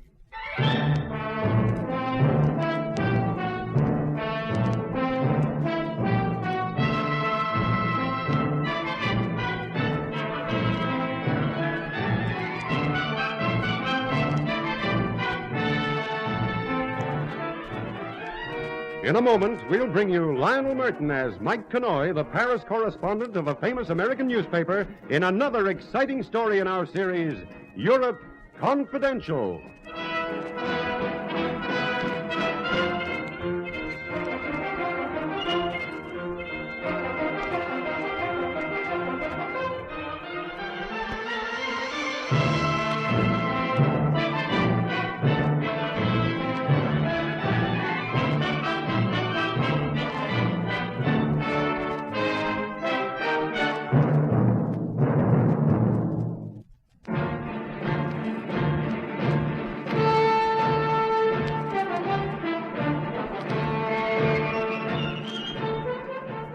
This is Mike Kanoy. It's my job on this news beat of mine to meet all shades of characters. The honest, the not-so-honest, and the rogues pure and simply. I guess there wouldn't be any hesitation about it. Paul Garfield would go into that last category. For Paul Garfield made his living by his wits. And I knew that day in Beirut that he wasn't hanging around the waterfront just to catch the sea breeze. Beirut was way off Garfield's regular beat. Quite a distance off mine, too. My presence there I could explain. The explosive Middle East situation. But his explanation was much more original. Wondering why I'm here, are you, Conway? Well, not a word to the police, old chum, but I'm about to uphold law and order. Yeah, that'll be the day. Believe me, I have the backing of at least 3 governments behind me. You know, I'd just love to know which 3. I'll confide in you, Conway, though it's against my better judgment. You may know, gold in the Orient fetches higher prices than in Europe. A shocking thing, Conway. A great deal of gold is being smuggled east through Beirut and the Persian Gulf. Yeah, doesn't sound honest. A distressing practice. I was approached on a high level and told that certain European governments would look very kindly on any efforts to halt this smuggling. For instance, if the smugglers were made to realize their shipments do not occasionally get through as planned. For one who could make them realize this, the proceeds of such gold would be given to the man who makes the arrangements, if you follow me, Conway. Yeah, I'm trying to. You've been told to hijack some smuggled gold shipments, and if you do, the gold's yours. Hijack? Well, hardly. This is an honest venture. Well, how can it be done? Simple. You see, the usual route for the smugglers is from Beirut by charter plane to a small sheikhdom on the Persian Gulf called Kuwait. Here, the gold's dumped out on the sand. No armed guards, no security, no precautions. The sheikhs in Kuwait presently have it carried a small craft, dhows, in the harbor. Aboard these dhows, the gold is hidden on the legal cargoes of dates or figs, and thence to sail east to Karachi or Goa or Macau or... No armed guards? Ridiculous, isn't it? The sheikhs are persuaded that their local punishment for thievery is enough of a deterrent. Oh. And the local punishment is, Well, my principles don't go into details on that. More important matters to discuss, you know. Well, maybe I can give you the lowdown here. I've heard something about this local sheikh treatment. They believe in public flogging, notching of the nose, clipping off ears. Nothing really serious, of course, but... Flogging and nose? Years? It's an old Mid-Eastern custom. Don't get caught, will you, Paul? You know, I don't think you'd like it a bit.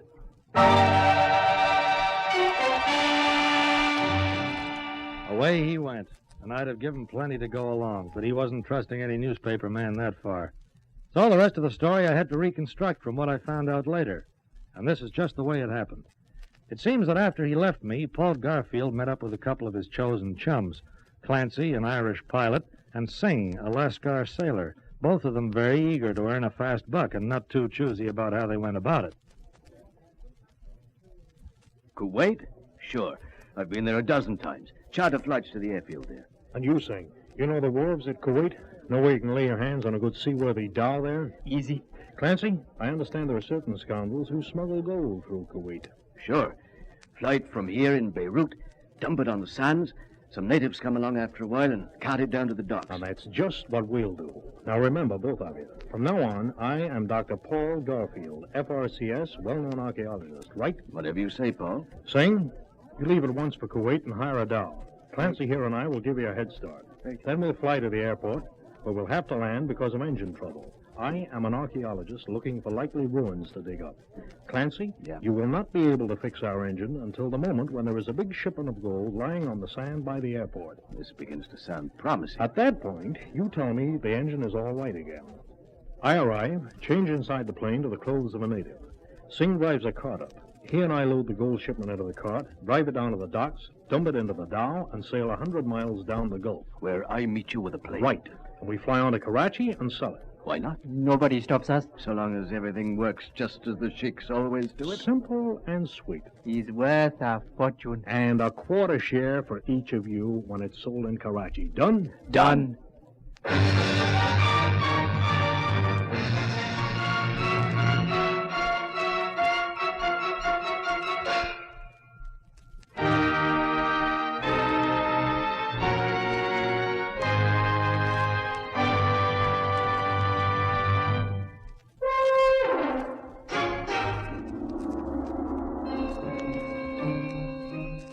The grapevine had news of a rich, fat shipment of gold due into Beirut in a couple of days.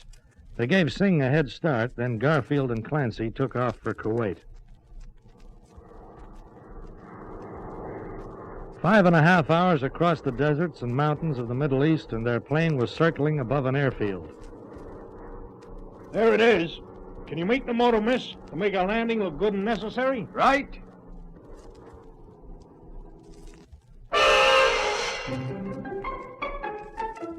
Heat reached up and met them, swallowed them. It was infernally hot, a moist, humid heat. Clancy went away to report his engine trouble, asked for parking space, but he was back in a few minutes. Hey, Paul. Paul! What's the matter? They didn't swallow your story about the plane? Oh, sure, that's okay. But I was in the dispatcher's office. I saw a letter on his desk. Yeah? Plane due in tomorrow with a consignment for the Sheikh Sir Suleiman Al Hamad bin Tamur. So what? I know him, that's what. He's the biggest man in the gold business here in Kuwait. It must be the shipment we heard about back in Beirut, don't you see? In tomorrow, huh? I'll have to work fast and in this heat, too. You stay here and fuss with the plane. I'll get into town, buy some native clothes, and contact Sig.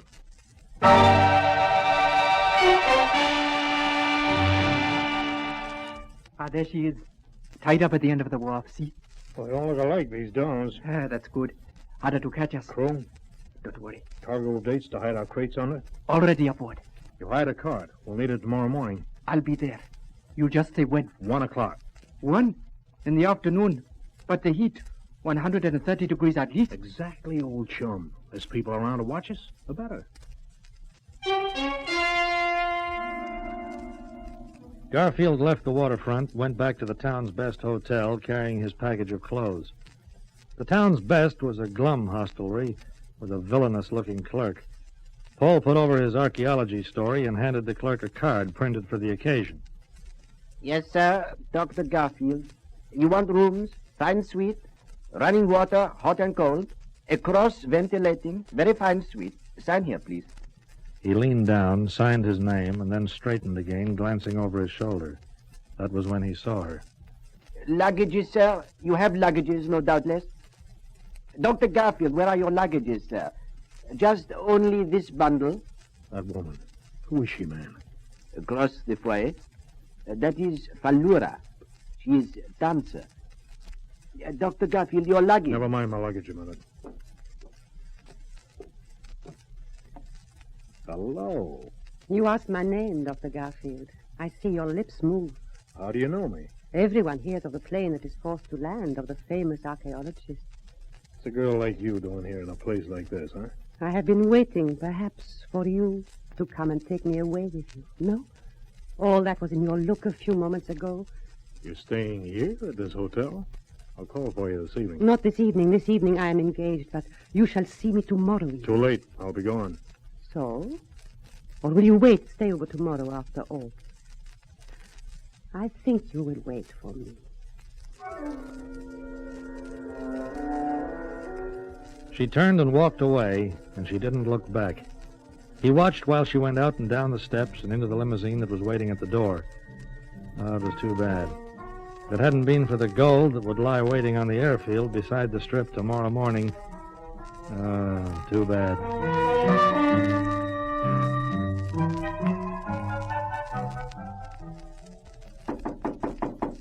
Come in. Dr. Garfield, sir. Oh, it's you. What do you want? An invitation has come for you, sir. The Sheik throws a big party tonight. He has heard that you, a famous archaeologist in town, visiting. He has sent you invitation for his big brawl. Very lucky for you, Dr. Garfield. Social event of the whole season in Kuwait. Sheikh? What sheikh? Sheikh Sir Suleiman El Hamad bin Tamur. Sheikh Sir Suleiman. Greatly anxious to meet you, Doctor. Talk of scientific matters. Scientific matters? Sheikh, famous amateur archaeologist. Writes many books. Glad to talk with you, Dr. Garfield.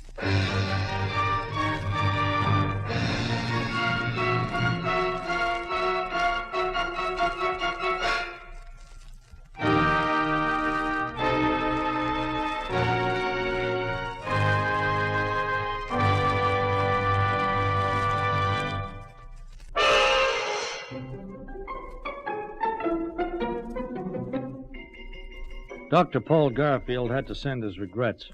He would like to attend the Sheikh's party, but he had a splitting headache. The sun and the heat, it was too bad. Next morning, he was on his way out of the hotel. 0 hour was coming up, and so was a lithe and lovely girl on the stairs. Where do you go so early, handsome one? Laura, I'm leaving Kuwait. It is not possible. I tried to tell you. Have to leave today by plane for India. Then I go with you. No, I'm afraid not. You shall take me. Laura, my lovely Arabian moonflower, listen to me. Oh, the first pretty thing you have said to me. I shall treasure it. Goodbye, Laura. You are not coming with me. I'm going alone. Goodbye. No, wait. You mean it? Certainly I do. I'm late now. Goodbye. Oh, but wait. You have toyed with Falura. This is rash. Goodbye. Oh, say au revoir. Goodbye.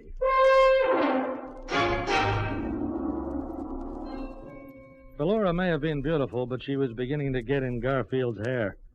A half hour later, he was in his native clothes, working with Singh, loading a batch of crates that had been landed by plane and which lay unguarded, defenseless, and ripe for the plucking. They loaded them into the cart that Singh had brought with him, under the broiling sun, while no one stirred in the midday heat. Oh, they're heavy, Paul. Don't complain of their weight, old chum. Remember, the heavier they are, the richer we shall be. Anyone around? No one. In this heat, not even a mad dog, my friend. There's certainly no Englishman. Then into the cart with these crates.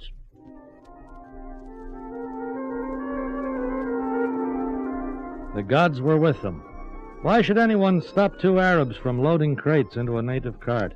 What could be more brazen, and therefore seem more innocent? Go on, you lazy devil. Off to the airfield, with Singh laying his whip across the backs of the two plodding, sweating beasts, into the town and down toward the docks, past the hotel. If you'd like, Paul, take a glance over at the hotel veranda. Oh, boy. Something I'd almost give my share of this gold for.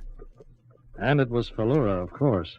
Garfield glanced quickly out of the corner of his eye and just as quickly glanced away again. She was standing staring at them, and for a moment it seemed as if her hand was going up in an involuntary gesture of recognition. What's the matter? That girl, back on the veranda. Take a look. She's still staring at us? Are you crazy? Why should she? No, of course not. She's gone back into the hotel. Your nerves are jumping.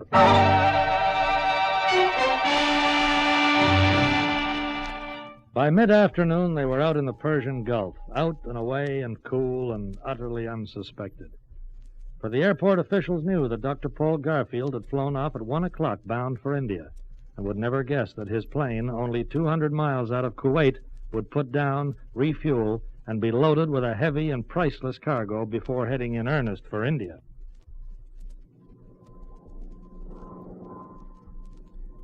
Ah, I feel better now.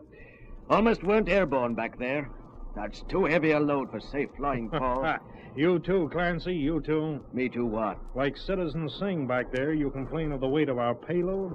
$100,000 worth. That's what we'll charge for this cargo in Karachi. Why not put down at Goa? I heard of a Portuguese there named Piranda who buys gold. Karachi, I said, Clancy. Karachi's the place to get the best price.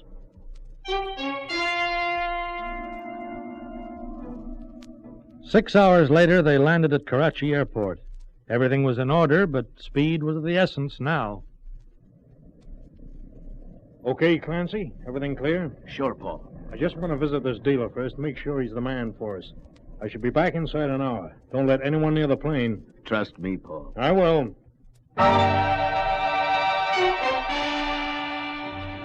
He did, and that's where he made his big mistake. It took Garfield an hour to find his merchant in the city, 10 minutes to learn that he had a man who'd make a quick and profitable deal, half an hour to get back to the airport. You Dr. Paul Garfield? That's right. This note is for you. Note? Note from whom? From a pilot named Clancy. He left it just before he took off. Took off? The note made it quite clear. Clancy and Singh had decided 100% was better than 50.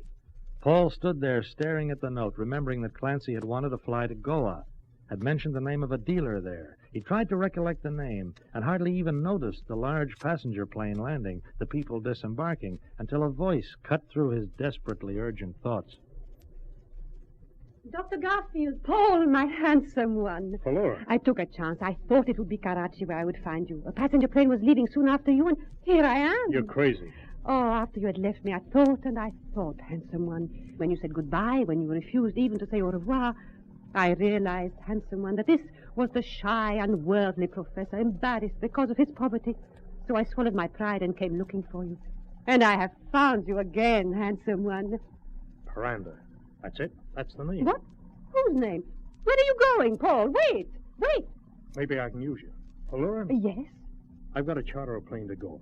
It's a business matter of great urgency. A fast plane. I need the fastest. Can you help me with the language? And I will come with you. Oh, all right. If you insist, I guess... Come, we will charter the fastest plane in all Karachi. And Kamadeva shall be our pilot. Kamadeva? In this land, Kamadeva is the god of love.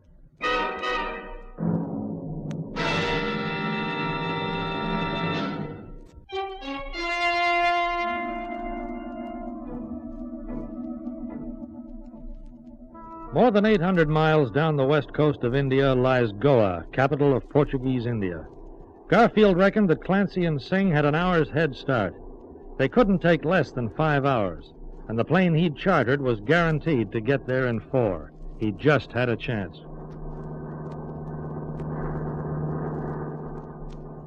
All he had to do would be to get rid of Falura, pay off the pilot, and find Piranda's offices. And just 4 hours later, he was circling above the ancient city of Goa.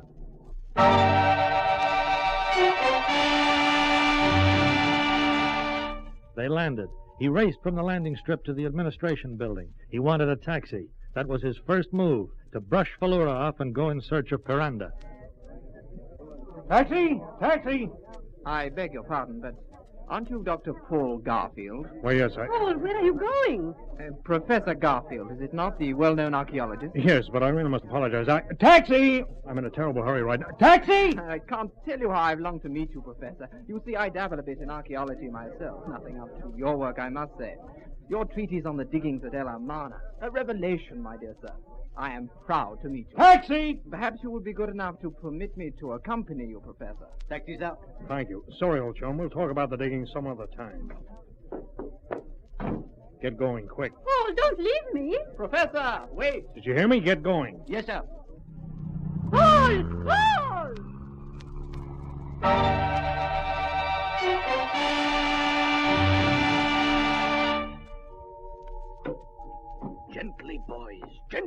Yeah, gently, boys, gently. Paul! You boys have rather inconvenienced me. Please, Clancy, don't reach for your pocket. As you may notice, my hand is already in my pocket, and it isn't my pipe stem that's pointing at you, I can assure you. What are you talking about, Paul? That little joke we had on you back at Karachi. Why, we were just... Yes, a joke, Paul, a joke. If both of you boys are extremely cooperative, I still may let you have 10% of the proceeds to divide between you, minus my expenses in chartering a plane to catch up with you. Does that seem satisfactory, Clancy? Now, don't make me waggle this cumbersome pistol too long. Paul, listen. I know. You were just joking.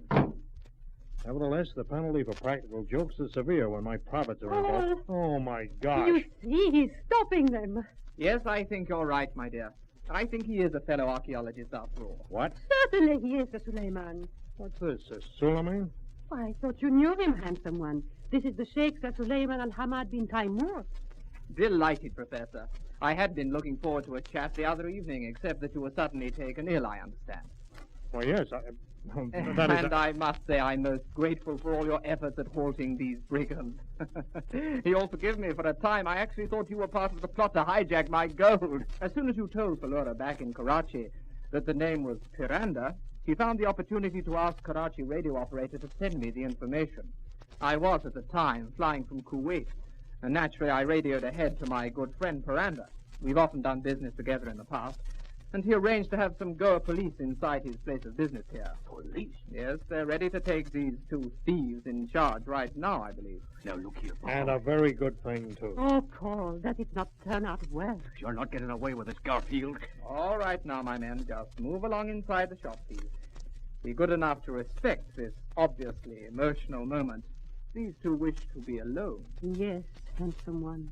Soon we will be alone. Believe me, Falura, I cannot wait for that moment. Oh, Professor, just before I go, is it possible I have confused your work in the field with that of Sir Paul Hartsfield? Your names are so familiar. Was it his treatise on the dig at El Amana? Well, it's very possible. Oh, how very embarrassing. Please, it's really of no importance. Suppose you just take care of those two scoundrels, and then maybe we can... have a real chat about archaeological matters. Fine, fine. Oh, by the way... Yeah?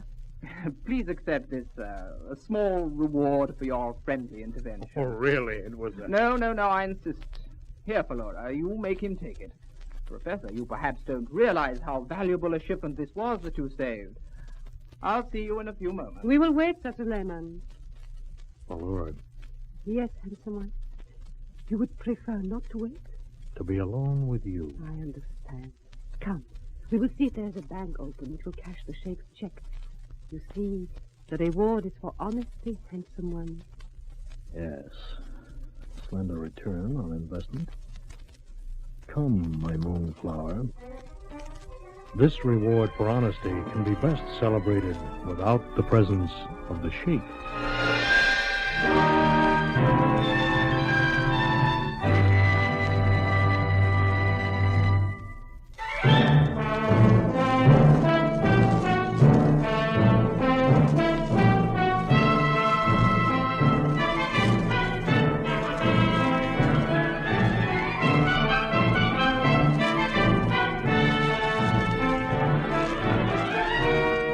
You have been listening to Lionel Merton as Mike Connoy in another exciting episode in the series Europe Confidential.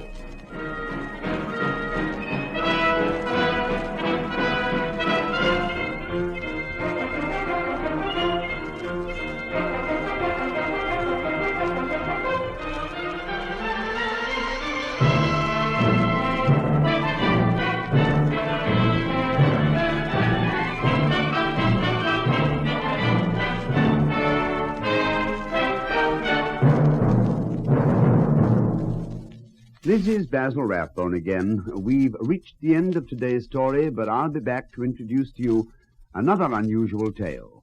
Remember, for this series, we've searched the whole world to bring you stories of every kind.